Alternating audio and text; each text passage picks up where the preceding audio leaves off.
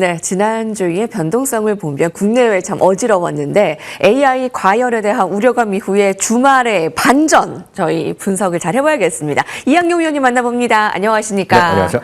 네, 저 매일같이 뭐 힘들고 아니면 또 반등이 있거나 이러한 때에도 이학용 위원님과 함께해서 이 계절은 따뜻합니다. 뭐 감사합니다라는 의견들 참 많습니다. 이번 주도 잘 부탁드릴게요. 네, 감사합니다. 인사이트 살펴보겠습니다. 새로운 이정표의 인사이트 열어보시죠. 다우지수 사상 첫 5만 선 돌파. 월가에서는 이번 다우지수 5만 선 돌파를 단순한 축하 이벤트가 아닌 시장 체질 변화의 신호로 해석하고 있다고 합니다. 기술주가 빠지면 뭐 가치주나 경기 순환주가 올랐고 또 이렇게 다시 기술주가 올랐고 우리는 뭐 분산주도 잘 가지고 가기 때문에 뭐 건강하죠. 네, 그렇죠. 주시장은 이제 말씀하셨지만 어떻게 큰 변동성이 있다고도 느끼실 수 있지만 결국 주시장은 계속 움직이기 때문에 변동성이 없을 수는 없습니다. 현실적으로. 그렇지만 꾸준함이 결국 미국 주식의 승부수다라는 거 다시 한번 확인드리겠고요. 말씀 잠깐 하셨다시피 지난 주말에 가장 큰 뉴스는 역시 다우지수가 사상 처음으로 5만 포인트를 넘어섰다는 것입니다. 방송 보시면 얼마 전 5만 원 포인트 한번 갔었다 얘기하시는데 그렇죠. 장중에 갔었는데 미국의 모든 주가의 공식 기록은 종가만 따집니다. 그래서 종가로 넘어섰다 안 넘어섰다가 가장 중요하다라고 말씀드립니다. 그래서 그 다우지수가 5만 포인트가 될 동안에 어느 정도 움직임이 있었는지 어떻게 움직였는지를 오늘 간략하게 오늘 월요일이기 때문에 주초이기 때문에 역사의 흐름을 한번 간단히 한번 살펴보겠습니다. 네. 여러분 지금 보시는 표는 시작부터 지금까지 2026년 지난 주말까지 어떻게 5만 포인트가 됐다는 것인데요. 시작 자체는 1896년이었습니다. 1896년에 처음에 첫날 주가 지수는 40포인트였는데 여기서 잠깐 더 한번 상식적인 거 말씀드리면 이런 상식 문제 가끔 나옵니다. 다우 종합 지수가 전 세계에서 가장 먼저 생긴 지수다라고 얘기하면 대부분 이제 맞다라고 얘기하시는데 그렇지는 않습니다. 왜냐하면 가끔 요즘도 들으시면 다우 지수가 먼저 생긴 것 중에 다우 운송 지수라고 게 있습니다. 다우 운송 지수보다 15년 정도 먼저 생겼고요. 다우 지수 종합지수는 그 다음에 생겼다라고 보셔야 되겠습니다. 어찌됐건요. 1890년에 생겼을 때 40.94포인트로 시작했고요. 만든 사람은 찰스 다우입니다. 그래서 다우 지수가 됐다라고 보셔야 되겠고요. 1906년에 100포인트를 돌파했습니다. 산업화가 물결이 막 드세게 나오면서 100포인트가 넘어섰고요. 1929년 대공황이 있었죠. 그래서 모든 전 세계에 또 망하는 그런 모습이 있었습니다. 황금기는 이제 1950년대죠. 2차 세계대전 끝나고 한국전쟁 끝나고 나서 어떤 격변의 성장의 시기가 있으면서 1950년대부터 70년대까지 있습니다. 그래서 1972년에 이제 드디어 1000포인트를 돌파하는데요. 지수 산출 76년 만에 드디어 1000포인트 달성했던 기염을 토했던 거 그 당시가 되겠습니다. 네. 그렇지만 이제 그 당시에도 1970년대 기억하시면 혹시 계실지 모르겠지만 5.1 쇼크가 있으면서 중동 전쟁도 일자리가 있었습니다. 1980년대부터 90년대 다시 한번 폭등했죠. 기술혁명이라든가 네. 만단위 시대가 그때 이제 처음으로 넘어섰습니다. 1999년에 10,000포인트 돌파했었는데요. 바로 그 이후에 바로 뭐가 있었습니까? 닷컴 버블이 터졌죠. 그래서 사상 최초로 만단위 시대가 1999년에 생긴 것이 그 당시가 되겠습니다. 2000년대 들어서는 닷컴 버블이 터지면서 2000년부터 2010년까지는 금융위기, 2008년, 9년에 리먼 사태까지 있으면서 등락이 좀 있었던 해가 되겠고요. 2017년에는요. 법인세 인하 등 어떤 친환경적 정책과 강력한 고용 지표이면서 다시 한번 2만 포인트 시대가 들어섰습니다. 그때가 이제 트럼프 대통령 일기가 되겠고요. 다 좋을 것만 같았죠. 그렇지만 2020년 초에 지금 생각하면 어찌 그 당시에 전 세계가 살아났는지도 모를 정도로 팬데믹이 있었습니다. 예. 우리나라는 그래도 팬데믹 때 경제가 우리나라 셧다운 안 됐지만 대부분의 국가가 이동도 못하고 셧다운돼서 여러분 지금 생각하면 뉴스 기억하시면 그런 일이 벌어졌나지만 미국이건 유럽이건 할 것 없이 화장지가 있죠. 집안에 쓰는 화장지가 없어서 화장지를 다 그냥 뭐라고 합니까? 모두 사가고 사재기가 있어갖고 난리쳤던 게 그러잖아요. 그래서 주가가 순간적으로 45%가 떨어졌었고요. 그 이후에 다 유동성이 풀리면서 2020년에 주가 급등하는 여러분 보시는 바로 코로나19 셧다운 시작 이 그림의 가운데 그림이 되겠습니다. 그러면서 그때 이제 트럼프 대통령이 재선에 실패하면서 바이든 대통령이 들어왔습니다. 2020년 11월에 결국은요. 그 해에 3만 포인트를 돌파했습니다. 팬데믹에 대한 어려움을 극복하면서 그 당시에 기억하죠. 백신이 그 당시에 처음 나왔거든요. 그래서 살아날 수 있다, 회복될 수 있다는 얘기 나왔고요. 2024년 5월이었는데요. 인플레이션 둔화라든가 금리 인하에 대한 기대감 이런 것이 나오면서 소프트 랜딩 이러면서 4만 포인트까지 돌파했고요. 그 다음에 1년 9개월에 걸쳐서 그러니까 거의 1년하고 4분의 3 정도 되면서 5만 포인트를 돌파했는데요. 5만 포인트 돌파하는 것은 지금은 기간은 이제 1년 9개월이 걸렸지만 가장 역시 그 앞에 섰던 것은 AI 혁명이었다고 보셔야 될 소요 거예요. 시간이 좀 짧아지고 있어요. 이렇게 3만, 4만, 5만. 그거는 왜냐면 이제 퍼센트니까요. 이제 5만 포인트에서 6만 포인트까지 이제 20%만 올라가면 되잖아요. 그러니까 이제 빨라질 수 있죠. 물론 이제 빨라진다는 것에 대해서 지금 앞으로 3년 안에 그 10만 포인트 간다는 사람이 또 나왔잖아요. 10만. 트럼프 대통령이 이제 자기 임기니까 3년 남았잖아요. 이제 3년에 또 10만 포인트 간다니까 한번 기대해 보시면 좋을 것 같고요. 어떤 5만 포인트 가는, 그러니까 1년 9개월 동안 어떤 주식이 가장 강했고 어떤 흐름이 있었냐는 건데요. 여기서 다시 한번 이제 상식적으로 아실 텐데요. 다우지수는 다시 말씀드리면 액면 가격이 중요해요. 가격이 얼마나 중요하냐입니다. 가격에 따른 산술 평균입니다. 그렇기 때문에 비싼 주식이 많이 올라가고 그런 게 중요하고 싼 주식은 좀 적게 올라가고 이럴 가 있는데요. 가장 이 주역을 하면 네 종목을 꼽을 수 있습니다. 많은 분들이 역시 엔비디아 얘기하는데요. 엔비디아는 2024년 11월. 그러니까 여러분들 아시다시피 4만 포인트 이 언저리 해서 이제 들어갔다고 보셔야 되겠고요. 골드만삭스입니다. 금융 장세를 주도하면서 실적 주도했고요. 캐터필러는 그냥 꾸준히 올라가면서 지난 금요일에도 사상 최고가였을 것 같습니다. 그래서 캐터필러 같은 경우가 꾸준함이 있었고요. 다음은 이제 지난 주말에 약간 쉬었지만 아마존도 큰 역할을 했죠. 아마존도 그 이후에 이제 들어갔고요. 반면에 하방 아래쪽으로 역할했던 것은 나이키였죠. 나이키가 한때 나이키가 이제 늘 말씀드리지만 요즘은 나이키 신는 예전에 나이키를 신었을 것 같은 사람들이 요즘은 수많은 다른 모델을 신고 운동하신 대로 여러분들이 더 잘 아실 것 같습니다. 그리고 인텔 같은 경우도 아주 재미없는 모습 보여줬죠. 그리고 유나이티드 헬스그룹도 최근에도 마찬가지로 꾸준히 아주 하방 압력이 있었고요. 보잉 같은 경우 최근에 좀 살아났지만 보잉이 최근 2, 3년 동안 얼마나 어려웠습니까? 벌써 보잉 맥스 737 맥스가 그 사고 2개 난 지도 벌써 4, 5년 됐는데요. 그 이후에 재미없었죠. 그래서 이런 것들이 재미없었습니다. 그럼 다시 한번 다우지수 그리고 러셀, S&P업이 나스닥 이런 것들인데요. 그럼 여러분들 어떤 지수를 하는 것이 좋을까? 물론 과거에 어떤 통계가 미래를 절대 설명하지 못하지만요. 이 그림은 2000년 이후에 다우지수의 수익률입니다. 그래서 2025년에는 작년에 12.97%. 5년 중에 한 번 정도 마이너스 났는데요. 2020년 이후에요. 4대 지수의 연평균 수익률만 그냥 상식적으로 말씀드리겠습니다. 2000년이니까 그 이후에 닷컴 버블도 있었고 리만 금융사태가 있었는데요. 나스닥이 역시 가장 강했습니다. 10.4%. 그다음에 러셀 2000 7.9%, S&P 500이 7.7%, 다우지수가 6.7% 가까이 연평균 상승을 했다고 보셔야 되겠고요. 늘 말씀드리지만 상승률이 여기서 높다는 것은 그만큼 변동성이 크다기 때문에 선악이 있을 수 없습니다. 본인에 맞는 것들. 그렇지만 다시 한번 하게 되지만 미국을 대표하는 지수는 누가 뭐래도 S&P 500이다라는 걸 꼭 염두에 두시면 좋겠습니다. 그래서 다시 한번 여러분들이 자제분들 위해서 누구를 위해서 꾸준히 어떤 걸 사줘야 되냐 주는 게 좋겠냐 물어보면 저는 단연코 S&P를 꾸준히 사는 것이 정답이다라고 말씀드립니다. 예, 이런 속도라면 6만 7만 소요 시간이 더 짧아질 텐데 미국 주식은 여전히 가지고 가면 될까요? 라는 질문에 대해선 네. S&P 중심으로 가져가면 되겠다. 네, 5만을 가는 데는 산업 분위기를 참 보여주는데 아까 상승 주도한 골드만삭스, 캐터필러, 엔비디아, 아마존, AI 쪽이었고 하방 압력에는 나이키, 인텔, 유나이티드 헬스, 보잉이었는데 이번에 6만 가는 데는 어떤 종목들이 주도할지 저희와 같이 알아보도록 하죠.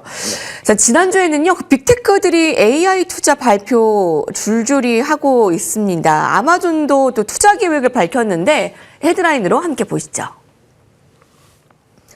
아마존 AI 올인 그 이후는 올해 AI를 중심으로 한 자본 지출 계획을 2천억 달러로 아마존이 보도했습니다. 시장 예상치보다 500억 달러 이상 많은 수치라는데 AI 과잉 투자 우려, 아마존은 괜찮습니까?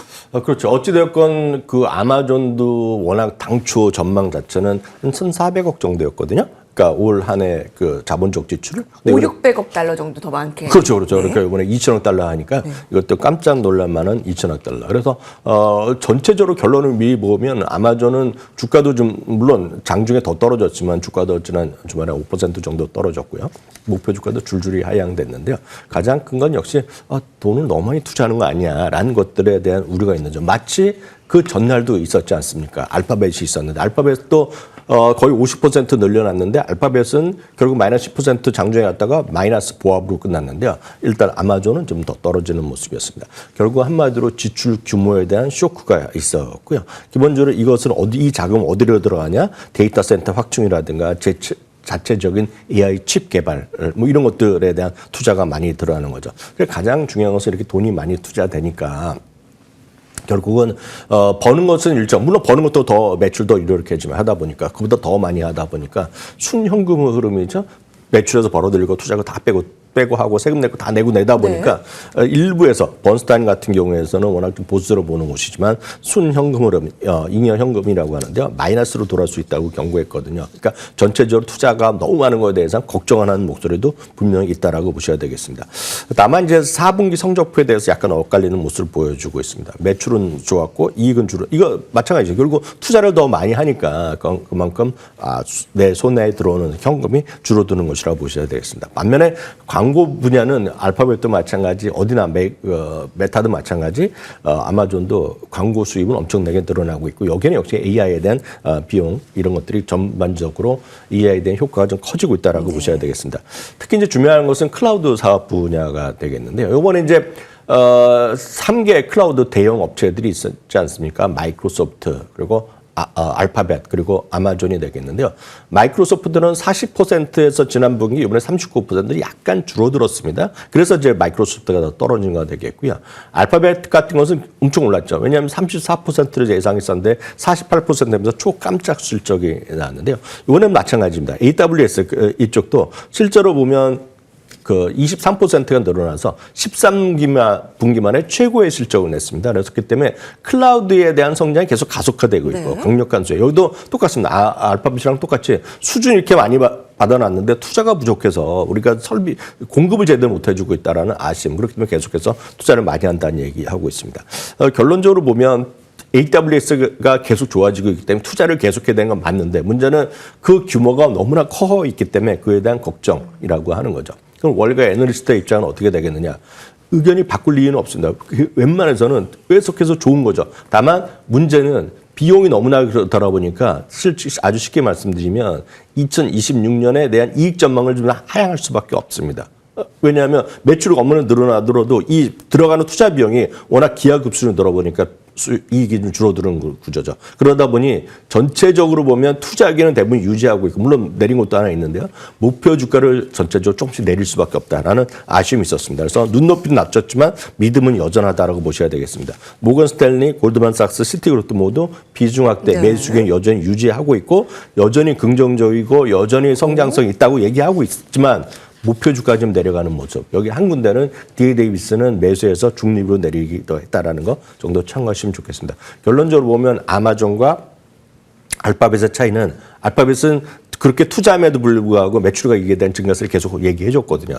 그런데 아마존은 이번에 순현금이 상당히 많이 줄어들 수 있다는 것. 일부에선 순현금이 마이너스 나올 수 있다는 그런 전망까지 나온 것이 좀 부담이 됐다라고 일단 이해하시면 좋을 것 같아요. 그것이 바로 차이가 됐다라고 보셔야 되겠고요. 이거에 대해서 걱정들을 많이 하시잖아요. 이거 투자를 이렇게 많이 이거에 대해서 앞선 코너에는 나왔지만 젠순왕이 CNBC와의 인터뷰를 통해서 지금 AI 투자하는 건 당연한 거고 지금 AI는 엄청난 기회고 이것 때문에 큰일 난다고 얘기하는 것은 뭐 말도 안 되는 얘기를 하는 거죠. 여하튼 그런 거에 대한 시각은 여전히 계속 말씀드리면 이것이 어디에 투자 들어가느냐. 메모리 쪽에 투자가 들어간다. 이런 것만 기억하시면 마이크론 테크놀로지 그리고 수많은 샌디스크가 됐거나 메모리 그리고 대한민국 삼성전자 SK하이닉스에 대한 긍정적 시각이 여전히 이 최근의 추세에 보더라도 맞다라고 저는 이해를 하고 있죠.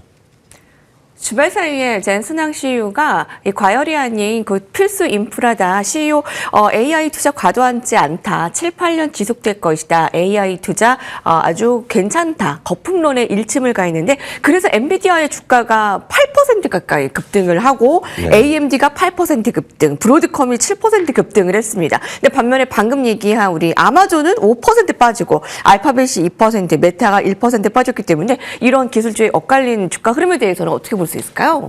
아주 단순하게 말씀드릴 수 있습니다. 그렇게 지금 투자하는 사람 입장에서 보면 투자한다는 것 자체가 뭐 데이터 세트를 확보 이런 사람들을 보면 어찌됐건 투자하기 때문에 플러스 마이너스 굳이 따지자면 생각보다 조금 최종적으로 내 주머니에 돈이 들어오는 돈이 줄어들 수 있겠죠. 그게 바로 순현금 흐름을 얘기하는 겁니다. 영업현금이 될까. 그런 관점에서 조금 눈높이는 낮출 수는 있겠죠. 당연히요. 그렇지만 장기적으로 2, 3년 보면 이게 문제가 될 것이 아니라 매출이 크게 늘어날 수 있고 그리고 선제적으로 했던 것이 알파벳에서 성공을 봤다 그러면 그런 것들은 판단하시면 되겠습니다. 다만 이 순간에 여러분 더 중요한 것은 그 돈이 어디로 가냐를 보셔야 돼요. 어디로 가느냐. 그 돈이 예를 들어서 무슨 부동산을 사면요. 뭐 땅을 뭐 데이터 센터 사면 예를 들을 수 있겠죠. 데이터에서 인수합병하면서 증권사에서 그런 거를 브로커라는 사람들에도 돈을 벌 수도 있겠죠. 그리고 공사를 하다 보고 사람들 보면 뭐 자동차도 벌 수 있고 캐터필러도 돈을 벌 수 있고 다 전력회사도 돈을 벌 수 있겠지만 최근에 가장 얘기 나는 거. 그래서 돈을 누가 버냐는 거죠. 여러분 답을 다 아시지 않습니까? 그 돈은 계속 나오지만 결국은 메모리를 제공한 사람이 돈을 벌고 있다는 거잖아요. 네. 바로 거기서 여러분들 힌트를 찾으시면 될 것 같습니다. 예. 자, 엇갈린 주가 흐름에 엔비디아가 가장 많이 올랐고 아마존은 이렇게 빠졌는데 어디에 핵심을 가져야 되느냐? 함께 주목하시면 될 것 같습니다. 저희 아까 인사이트 앞서서 한눈에 그 뉴욕 증시 역사를 보니 미래에는 뭐 어떤 어려움이 있어도 극복이 다 되는구나라는 것을 우리가 과거의 통계를 통해서 우리가 알게 되잖아요. 종목 선택에 있어서 JP모건이 2월에 리스트를 공개했습니다. 함께 보시죠. CNBC가 보도했습니다. JP모건 2월 투자 유망주인데요. 그 리스트에는 어떤 종목이 좀 빠지고 신규 진입했는지 아니면 또 잔류했는지 좀 살펴본다면요. 네, JP모건님, 웬만한 IB들이 주요 배달하는 쪽도 있고 아니면 분기마다 이렇게 종목들을 얘기하고 있는데요. 웬만한 대형 IB들은 매달 한 번씩 자기네가 갖고 있는 스트롱 바이 아니면은 강력 매수 의견, 강력 확신, 여러 가지 영어로 표현을 하고 있는데요. 이런 주식들을 리스트를 좀 수정하고는 하는 걸 합니다. JP모건은요, 오늘 상업용 부동산 종목을 좀 신규로 편입했다는 것이 하나 특징이 되겠습니다. 왜 그랬을까요? 산업용 부동산. 왜냐하면 지금 뉴욕이나 이런 쪽에 보면 전체적으로 보면 두 가지 부분이 있겠죠. 이래서 주거용에 대해서 논란이 있지만 워낙 관광객들이 또 많이 늘어나고 전 세계적으로 마찬가지 아닙니까? 관광객도 늘어나고 요즘 보면 미국에서 쉽게 해서 재택근무를 많이 하던 것들이 다시 의무적으로 회사로 다시 와서 근무하게 하는 그런 것들이 많이 있죠. 금융기관 포함해서. 트럼프 대통령도 집권하자마자 이제 재택근무 안 된다. 이런 얘기 하다 보니 수요가 늘어나는 거거든요. 그래서 그런 리츠에 대한 수요가 좀 있습니다. 미국에서요. 리츠는 이런 상업용 부동산뿐만 아니라 또 하나가 이제 여러분들은 많이 느끼시겠지만 어느 나라나 고령화되지 않습니까? 그러다 보니 웰타워 같은 소위 실버 세대를 위한 그런 리츠들이 상당히 수요가 좋은데 그런 것들에 대해서 리츠에 대한 수요가 있겠고요. 그 외에는 주가가 좀 많이 떨어진 마이크로소프트가 여전히 편입되어 있겠고요. 보잉도 많이 들어가 있습니다. 그리고 로스스토어 같은 대표적인 유통회사가 되겠는데요. 이런 것들이 여전히 들어가 있다고 보셔야 되겠습니다. 퍼스트 인더스트리얼 리얼팁만 다시 한번 보면은요. 현재 2021년 고점대 여전히 낮은 수준이 되겠고요. 대규모 개발 파이프라인을 갖고 있다는 얘기하고 있습니다. 그러면서 신규로 편입됐습니다. 리스트 잔류 종목은 대표적인 것이 마이크로소프트가 되겠는데요.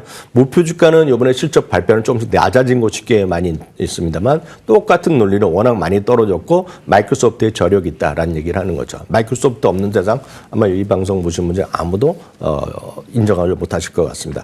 보잉 같은 경우에는 최근 들어서 산업재의 대표적인 주자 중에 하나인데요. 아직까지 배당을 제기를 못하고 있지만 보잉에 대해서는 여전히 트럼프 대통령을 앞세우면서 계속해서 수주 활동을 계속하고 있죠. 물론 여기에 이제 이슈가 하나 있는 것이 중국 정부에서 보잉 또 인도하지 말라 그랬거든요. 그런 또 여러 가지가 이슈가 있다는 것도 보셔야 되겠고요. 반면에 리스트가 제외된 주식에서는 베스트 바이라든가 벌링턴 스토어 같은 것들은 상대적으로 올해 좀 주가가 좀 반등했다는 측면, 그러면서 여전히 밸류에이션 매력이 좀 떨어졌다는 측면에서 이렇게 편입된 종목에서 제외한 것도 있다라고 참고하시면 좋겠습니다.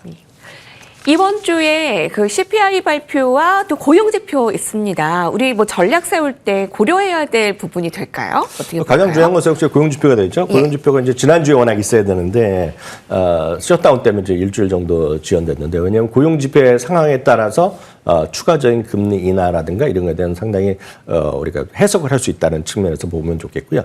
특히 미국은 어떤 고용의 상황에 따라서 나름 나쁠지 좋을지 모르겠지만 좀 회복되는 모습이나 안정된 모습을 보이면 다시 한번 뭐 미국 경제에 대한 자신감 이런 것들이 확인될 가능성이 있기 때문에 역시 가장 중요한 것은 고용지표가 아닌가 싶습니다. 예, 그렇습니다. 오늘 다우 5만 포인트 특집으로 준비를 했습니다. 이제 6만 포인트까지는 뭐 20%가량밖에 안 남았기 때문에 시간 더 빨라지고 또 트럼프 시대에 10만까지 간다고 하니, 그러면 여러분들께서의 궁금증을 주시는 게, 우리가 또 기술 성장주가 조금 주춤할 때는 가치주, 또 배당주, 경기순환주 그쪽 보면 된다라고 하셨잖아요. 근데 이걸 둘 다 놓칠 수 없기 때문에 비중을 어떻게 가져가면 될까요라는 질문이 가장 많은 것 같아요. 제가 아주 더 쉽게 말씀드리겠습니다.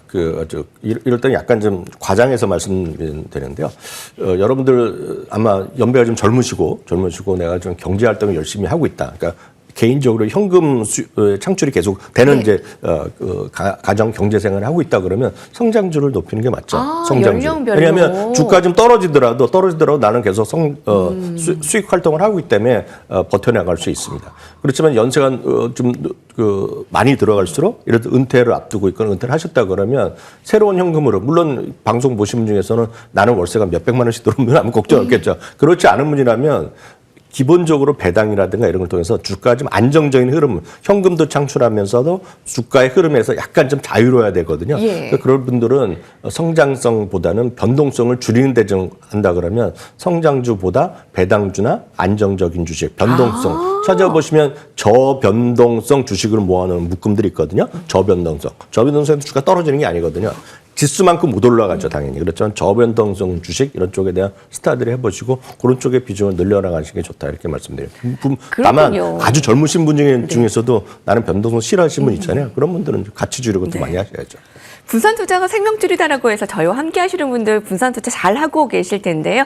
투자 성향별로, 연령별로 그런 퍼센테이지 잘 헤쳐나가서 함께 다우지수 6만 시대를 같이 이끌어 가시기 바랍니다. 이항영 위원님과 함께 했습니다. 고맙습니다.